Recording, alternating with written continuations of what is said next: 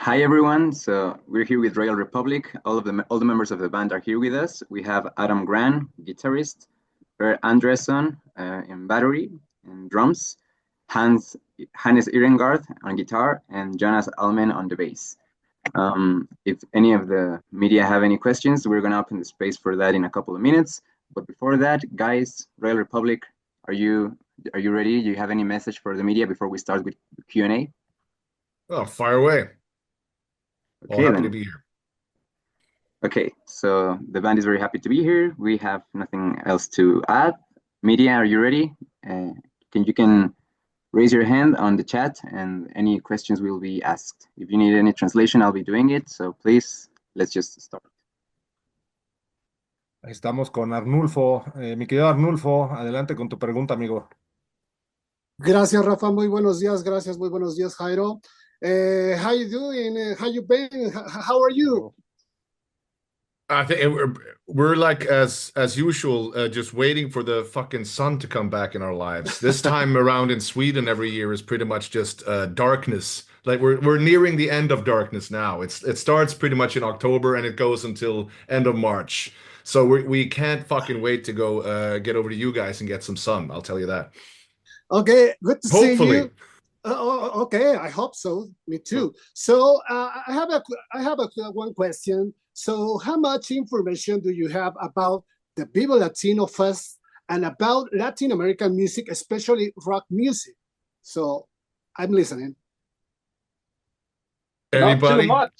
Not too much, unfortunately. But I guess there will be that will be changed after next week, I suppose. I mean, we're going to this kick-ass festival. That's what we hear, and I assume there will be lots and lots of great Mexican artists and musicians there that we can get familiar with. So looking forward to that.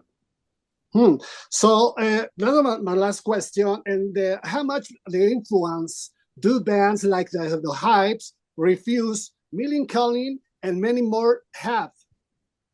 I guess there are a number of bands in not only Sweden but Scandinavia. I would say that paved the way for a lot of Swedish bands, like mainly abroad, like outside of Sweden, in Europe, in Latin America, in North America, even Australia and Asia as well.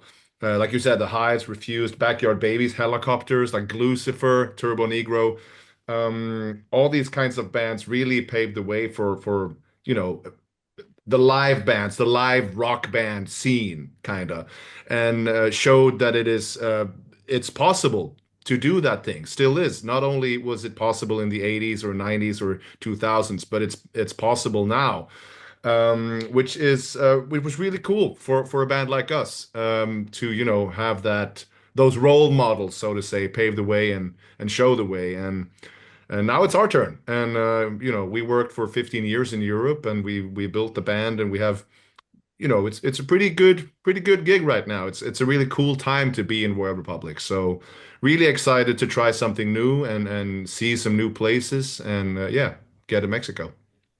Okay, right on. Thank you so much. I see you soon on Vive Latino 25 years and 2025. See you soon and rock on. See you. Cheers. Bye-bye. Thank you. Looking forward to it. Thank you, Arnulfo. Thank you for your question, Arnulfo. Next, we have Oliver from Weird. Hi, how you doing, guys? Can you hear Good. me? How are you? I'm fine, thank you. Great. Good. In your new album, Lab Cup, I noticed an even more diverse sound. What did you want to explore in this new production, and how has your musical approach evolved? I think, sorry, Hannes, you go. I mean, we've been exploring since day one, pretty much, and we're still exploring. So, I mean, who knows? Who knows what the future might bring? We should But, actually change the name of the band to like Explorers or something. It would be pretty It cool. would be way more suitable, like crystal clear from the get-go. Okay. I think we're all kids of the 80s, and we started out with a pretty narrow sound palette, if you know what I mean. Like you have a four-piece band, two guitars, bass, drums, and that's how we wrote the songs, with playing it, performing it on stage being in mind a lot, that we didn't really take the production any further than that. And as we matured as a band, the music, I think, and the sound matured, and we grew into sounding more like us than our influences, if you know what I mean. And if a song needs a sound to be great, then we're going to go for that sound. We're not going to be stopped by genre boundaries or rules like in rock or in garage rock or disco rock or this or that. We don't give a shit about the labels. We want to make good music, and we're going to stop at nothing to get there, in our own opinion. Okay, yeah, it's a great album. Thank you. Thank you. Okay, your live performances are very energetic and dynamic. Do you have any memorable stories from a particular show? Sorry, any memorable stories? I think I think whenever we go places where we haven't been before, it sort of sets up the whole memorable thing. So we're really excited to come to Mexico, to come to Latin America and play a new part of the world, because we don't know what's going to happen, and that's setting the stage for something new and something fun. Yeah, it's scary and exciting at the same time. Right. New stuff. Yeah, I get it. Innovation. Okay. What are the latest vinyl records you have bought recently? And is there any that have surprised or inspired you in some way? Just go to my vinyl shelf. I don't know. I was gonna do the same. So this is the first one that this was on top of my vinyl thingy here. You see it? No. Just a Gigolo. Wow. Where is it? So There we that's go. the original soundtrack from Just a Gigolo, featuring Village People, Marlene Dietrich, and the Manhattan Transfer. And then we have Pink Floyd, The Final Cut. Good stuff, right? Okay. Well, But it's let's see if the other guys recognize this one. I can see it. Blur. It's pretty Ah, blurry. Here we go. Focus. Pokemon. Yeah, it's hard to see it, but it's a vinyl actually from a great French act called Kokomo, and they were supporting us. What is it, like 2 years ago? And it was a really fun tour. Great music, great entertainment. You should invite them to Mexico as well. What about you, Adam? I couldn't see your. No, I actually grabbed the first 5 in my shelf here. Last thing I did was I restocked some stuff that I've known these records forever, or since 2002, respectively 5. It's a Norwegian band called Glucifer. I don't know if you can see me right now because I can't see myself, but this one's called Automatic Thrill and this one's called Basement Apes. Both Glucifer albums, 2 of the greatest rock albums that I know of. That I was like heavily into these when I formed the band. Also, this one came up off the top here. It's I don't know if you know this woman. It's Tina Turner. She's dead now, but you can still listen to the music. It still rocks. Love this album. Love Tina Turner. Awesome girl. And Donna I love Summer. her too. Yeah. Yeah. Bad Girls. And Test Press of Love Cop. Those are the closest 5 I could reach for. Wow. Yeah. My vinyl collection is on the other side of my mansion, so I only have this one. Okay. Oh, that's an amazing one. Ooh. It's a great vinyl record. I hear it sounds just like the Hives. Yeah. Okay, guys. If you had to describe your music in 3 words to someone who has never heard you before, what would they be? I think this is an interesting question. Who the hell doesn't have access to like some sort of streaming service these days? Do you actually have to describe it in 3 words? Couldn't they just like go blip? They could like hear it in 2 clicks. Okay. Chat Thank you. GPT. Okay. Thank you very much, guys. Cheers. Thank you. Oliver. thank Yeah. you. Thank you, Send you Oliver. hugs. And and next we have ratings. Jorge Santamaria from Excelsior. Okay. Hi, guys. Nice to meet you. Thank you so much for your time. Well, guys, it's interesting that bands like you, that the Hypes, Ghost, Millencolin, as my colleague said, are more popular outside of Sweden than into your own country. How do you explain this phenomenon? Do you see it as a blessing or a surprise? I see it as a little bit of both, to be honest. I'm very, very happy. I think all of us are. None of us went into this for fame. I think I speak for everybody when I say we don't want to be famous people. We would love to be a famous band, you know what I mean? But I really enjoy being able to go to the grocery store and most of the time, nobody like following me around or take pictures and stuff. You know, we get to take the occasional pictures and sign some stuff, and mostly people come up and say, "Hey, I love your music," and they were just happy, and that's fine. But I think it's a blessing to have like your own backyard where you can just be and hang.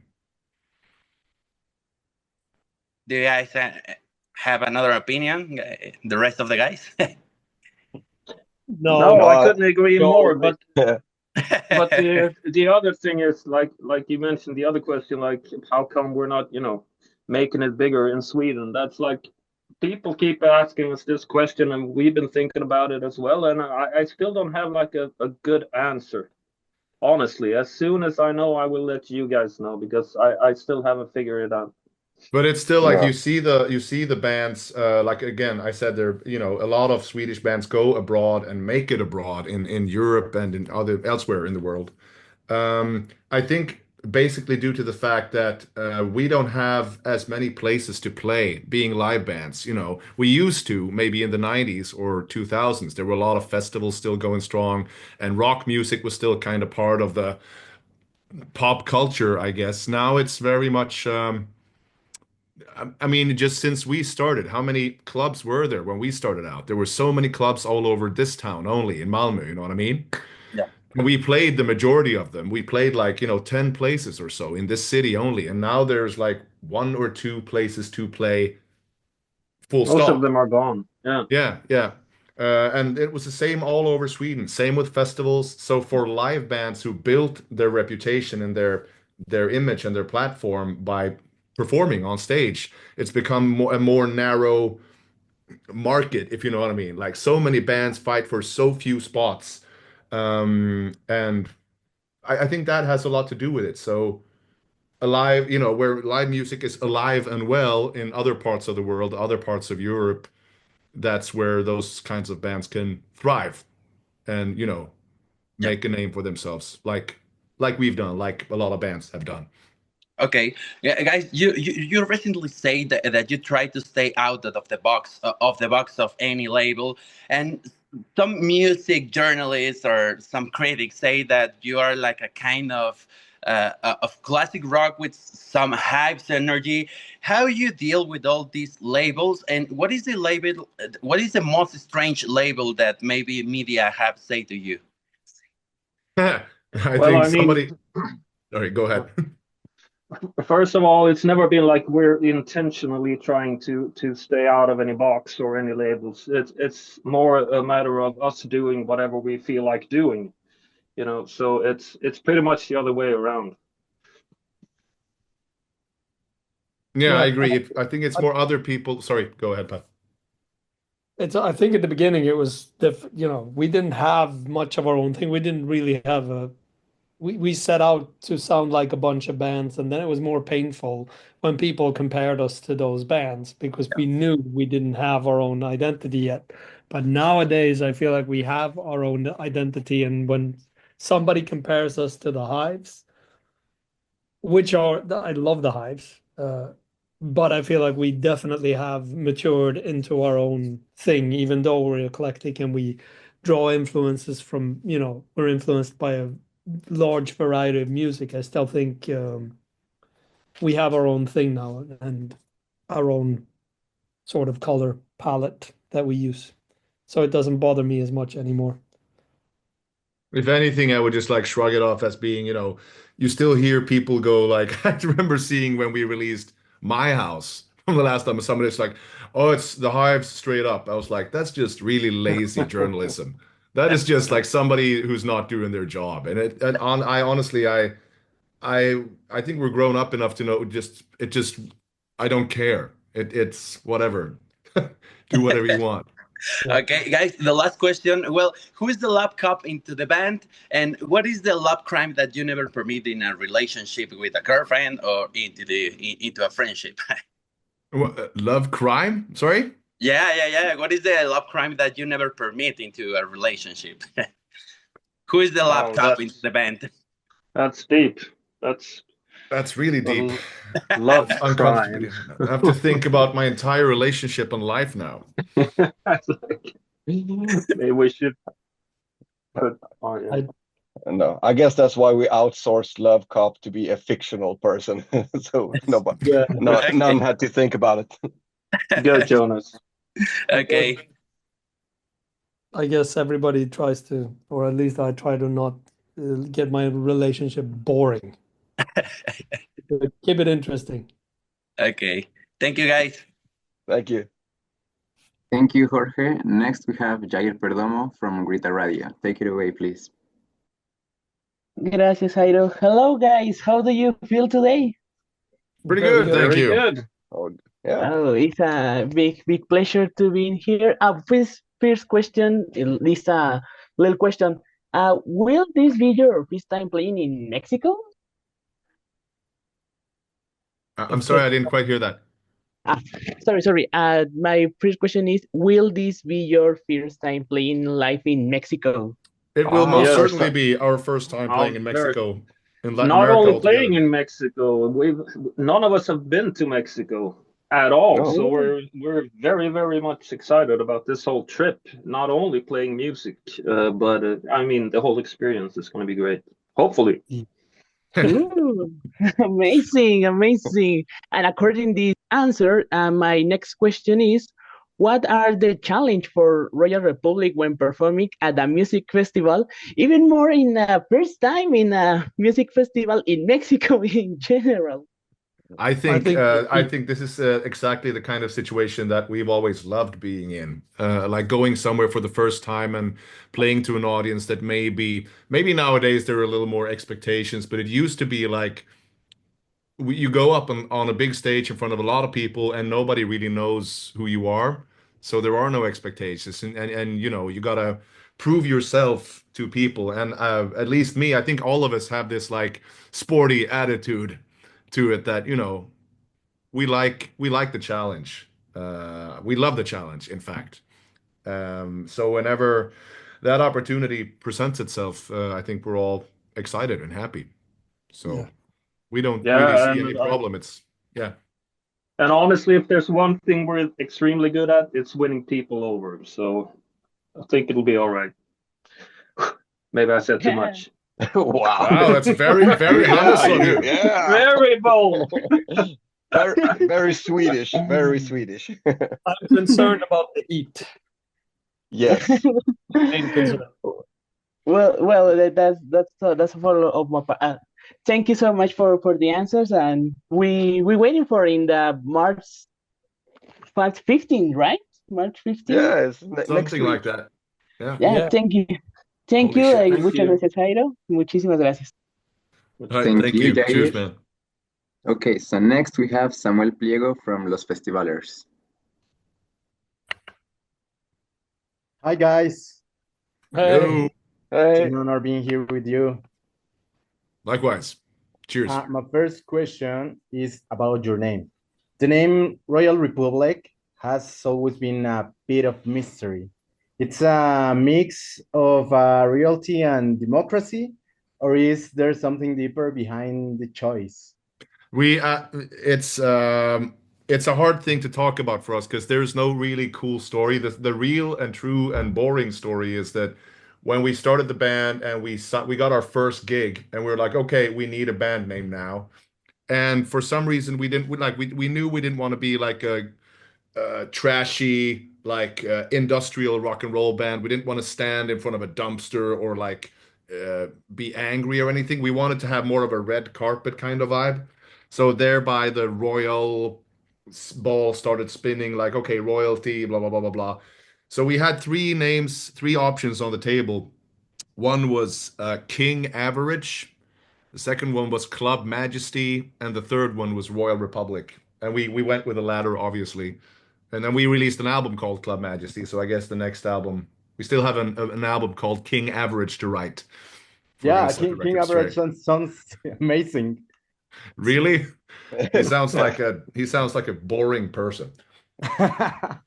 And my last question is, you got an amazing connection with your audience at live shows.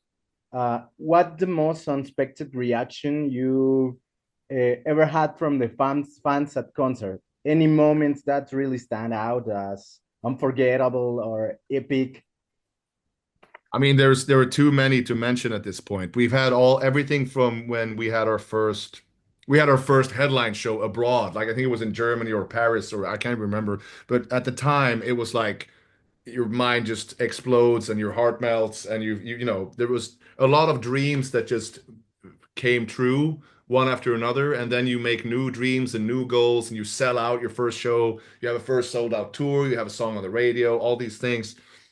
And since then, I mean, last summer we played one of the biggest festival stages we ever played. I think it was 150,000 people in the audience in attendance, and that was insane. And I remember, like, as far as audiences go, there's always one or two people that just go to the front and just fucking stare at you and just look pissed the whole time and just shake their heads.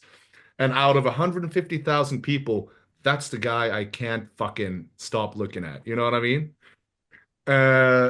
It's an interesting thing. I would love to know what those people are. What's the thing? I don't know. I can't. They're doing there. He's sitting here on this meeting now, and he's like, "Yes, I did it! I got through." All right. And it's funny because they actually make an effort, because I mean they're always front row, you know, which is an effort in itself. So it's very interesting. We need to get a hold of one of those guys. The next time we see one, we need to like get security to like grab him, put like a hood on, and like get him into a dark van, and then we like question him after. Give him a beer. Yeah. Hey man, what's going on with you? Here. Excellent, guys. I don't know. It's an honor being here with you, and we will see you at Vive Latino. Cool. Welcome to Mexico. Yeah. Gracias, Jairo. Looking forward to it. Thanks, guys. Thanks, man. Thank you. Thank you, Sam. Now, next we have Antonio Garcia from El Parlante. Thanks, Jairo. Thanks, Rafa. Hi, guys. How you doing? Hello. What's up? Hey. First of all, congratulations on your performance at the Vive Latino Festival. I also want to congratulate you on your album Love Cup, released in June last year. Your album Love Cup blends the energy of hard rock with the festive spirits of 70s and 80s disco music. How did you manage to balance these genres to create a sound that is both nostalgic and contemporary? Oh, it's just really easy. Like, no problem. No, I think it's honestly, it's like when we write songs, it's a bit like IKEA furniture. I don't know if you have IKEA in Mexico. You got IKEA? Yeah. Yeah. I think. Yeah. It starts with fun. It has to be fun. We don't think business about our music. I guess, I don't know, somebody jump in, help. I think like 2 weeks before we were set to go into the studio, we had a meeting that was like, okay, what the hell do we do? We have these songs and they're all pointing in different directions. And then somehow when we play them together, they sort of mold into us. And we had a really good help from the producer, Michael Lilbert, and Adam. And I guess that's how it came together in the end. Somehow it came together. Okay, guys. After more than a decade of career, how has the creative dynamic between the band members evolved, and in what way is this evolution reflect in your current music? I think on a personal level, I think we're better than ever, so to say. Yeah. I think we all know each other really, really well now. When we started the band, we didn't. And we've also evolved, obviously, over almost 15 years of knowing each other. you know, people change in different directions, and you know, life takes you on trips that you wished for and didn't wish for. And yeah, we've been through 15 years together, and the main thing that we have in common is this band thing, which you don't have in common with other people that they could never really understand. So having these three guys around is it's really, really cool. It becomes cooler with every year, if you ask me. And that makes it that's just made it more and more comfortable also being in the band, that we have this understanding for one another, and everybody knows their role and their place. And yeah, I think it's helping us write better music, hopefully, and be a better band. Definitely. And it is a weird situation when you think about it, because like Adam said, we didn't know each other before the band. So we started the band, and then we were just thrown into this roller coaster pretty much straight away. We started touring straight away. We released an album straight away and all that stuff. So it's kind of it's a weird way of getting to know another person. So it's not, now that I think about it, it's not surprising that it took like 15 years before we reached the point where like, yeah. No, but it's kind of weird. It's almost like one of those, like, you know, people get married at first sight television shows where, you know, they just meet and they That's exactly, yeah. You know, okay, we're married now. We got to make it work. And we actually made it work. Yeah. We did. It's Okay. like a second family, you could call it. Yeah, of course. And finally, your music has been described as a musical candy that instantly lifts the spirit. How do you handle the responsibility of being a source of positive energy for your fans, especially in difficult times? I just have a lot of candy. No, I think it's a collective effort, really. I think we, not only the band, but also, like, speaking of touring, we surround ourselves with people that we're really comfortable and compatible with. It's a really good group of people to travel the world with. We help each other get spirits up. Of course, we've been in situations that you know, where when shit happens in the world that is well, stuff that really just sucks and terrible things happen, and we still have to put on a show the same evening, and it's not always easy being in that you know, frame of mind or in that spirit, as you say, but that's our place. That's the job that we have been given, or the job that we have taken, and the job that we're good at, and the job that we love doing. I think it's become the most addictive thing in the world for us to make people happy.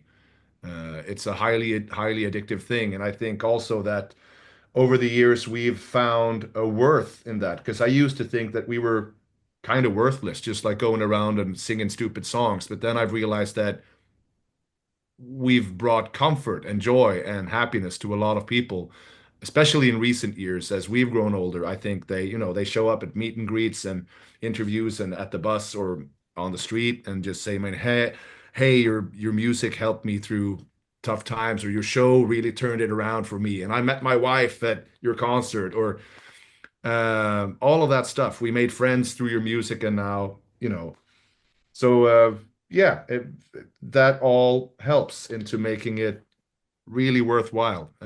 Love making people feel good.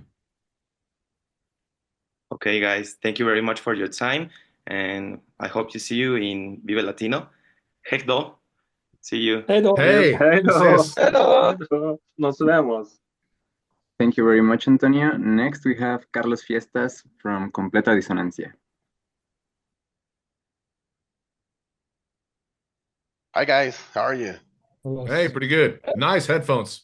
Thanks.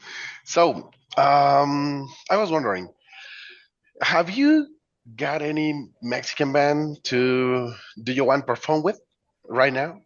Yeah, let me just check, what were they called? I saw a Mexican band. I think they were, All right. excuse me, Hasta Muerta. Jeez, what are they called? Vad fan hette de vi spelade med i Yeah. Tjeckien? Yeah, På Rock that's for it, People. Adam. That's it. Yeah, All right. but it's not the name of the band. It was the name of the song. I heard it. I just okay. walked in. Wait a minute, I spelled it wrong.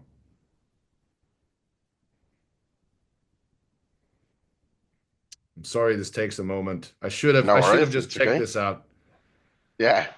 I have a picture with a guy hanging in like with a drummer. What was the band called? The song was called like Hasta la Muerta, and it was a thrash punk band Hmm. from Mexico. All And right. it All was right. beautiful. And the singer was thrown out at the end of the evening from the festival because he was absolutely hammered. And I hung out with a drummer who had like big green spikes. Yeah. It was not Trey Cool, it was somebody else. Um, okay, I'm gonna check that out. I'm gonna Yeah. No worries. It's okay. yeah. So, during these years, I mean, since maybe we are the royal from now. Have you known any Mexican people during this travel around the music, travel around the time? And what are you expecting from the Mexican people in the Viva Latino? I mean, the Viva Latino is the most Hispanic, is the biggest Hispanic festival in Latin America, and now it's expanding the horizons to Spain, and this this is a big stage, a really big stage. What are you expecting from the Mexican people? Well, now you're getting me really excited here. I'm like, yeah. I think part of the charm is that we, like Hannes said earlier, we don't really know where we're heading. It's a brand new experience in many ways for us. And I think we're just open to anything, really. We know what we're doing, and I'm pretty sure, I hope, I hope people won't be disappointed. I don't think people will be disappointed when seeing us, regardless. Because I If think there's one thing we do well, it's winning people over. he says, humility himself. Actually, I was hearing about the Mexican people is knowing you most and most here in Mexico. It's the Mexican people is hearing your music, is knowing you, and this is a good thing for you. I mean, we need new bands, we need refreshing music, and Royal Republic is facing this in Viva Latino. So That's awesome.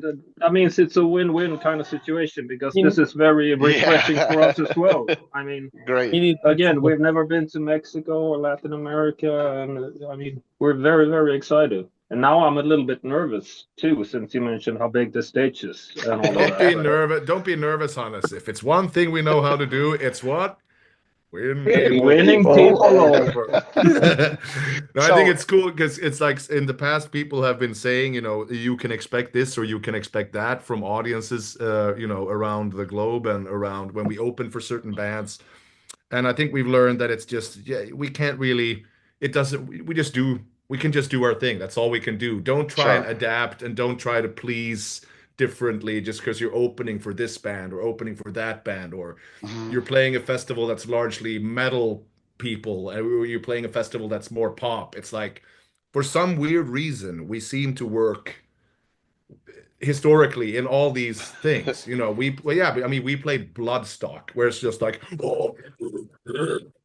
all the time, every band. And then there's us like in the middle, like, and for some reason it works. It comes across. And the same in like pop situations where everybody's like, ooh, and then we come on like, and it still works. So yeah, I have a high faith in that it will make it work this time as well, and looking forward to doing so. Great. So the last question is, are you coming to Mexico just to Viva Latino, or are you trying to spend some time in some places to know our culture, or are you ready for the Mexican food? I'm so ready for the Mexican food. Yeah. I'm excited about the Mexican food. I'm nervous about Montezuma's revenge, but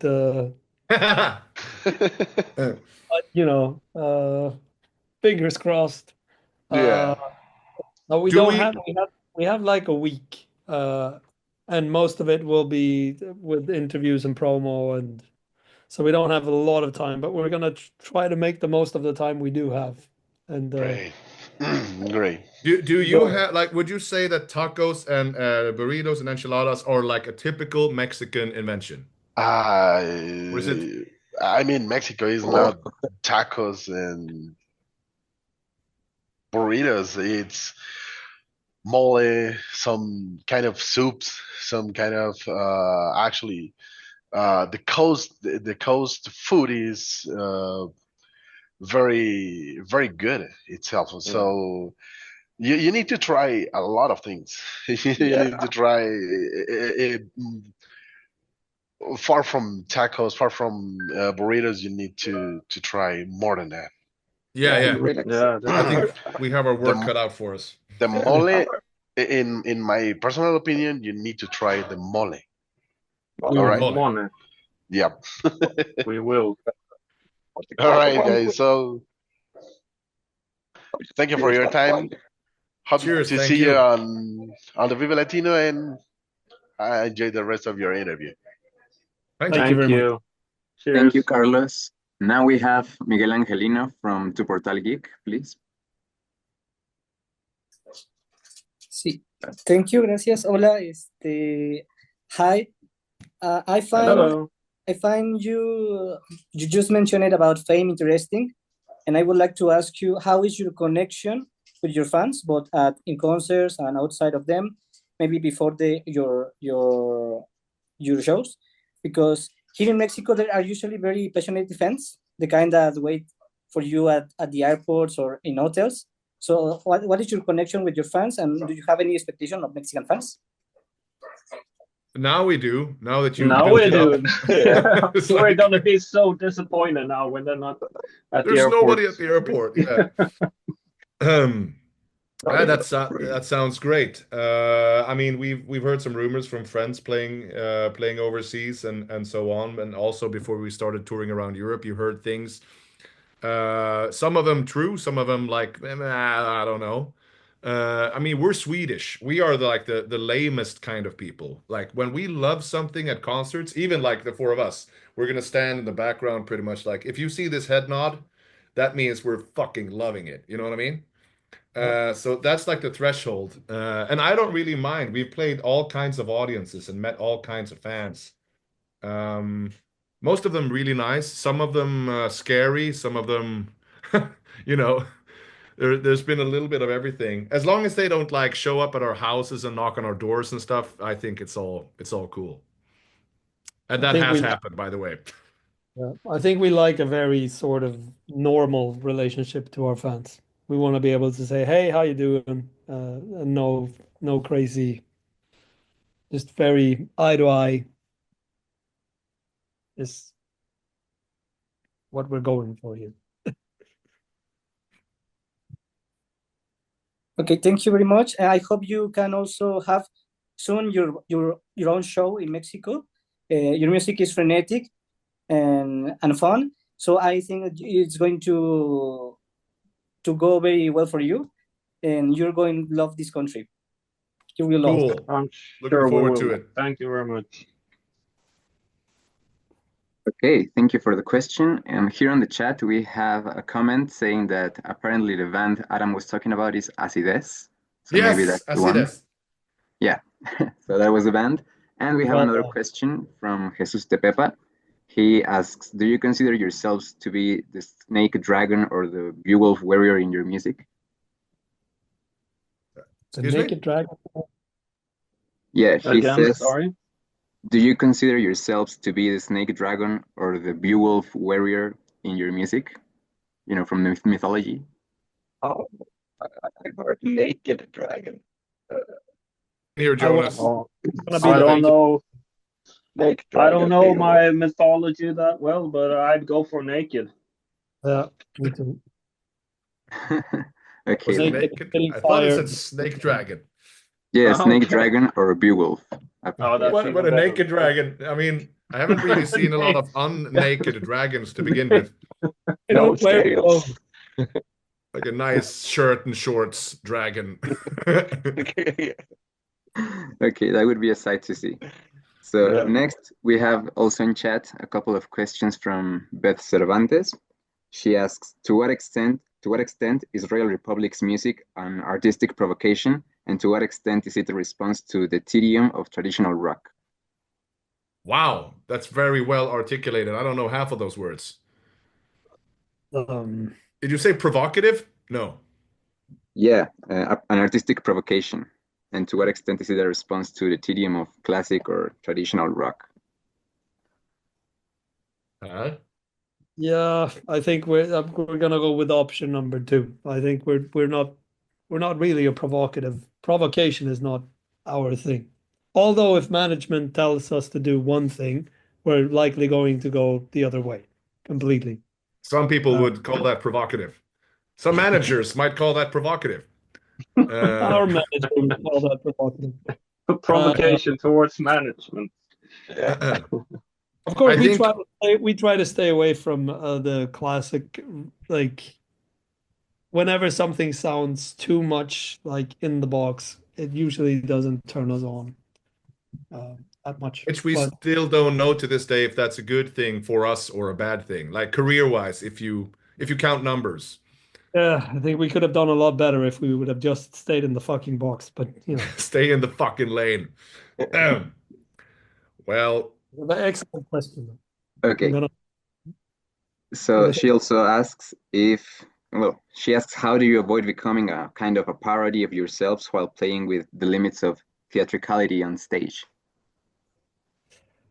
I think it's a fine line, to be honest, because there is this line, there's an element of humor in the things that we do, and I think it's part of being Swedish that the Swedish mentality growing up that you don't take yourself too seriously in some way. You know what I mean? I think it has served us, and it's been something that's maybe held us back a little bit. We never really fully went 100% serious and cool, really, until maybe recently when we did a song called Laser Love, which was the most humorless maybe song. One of the most humorless songs that we've done, and straight up, just honest and raw.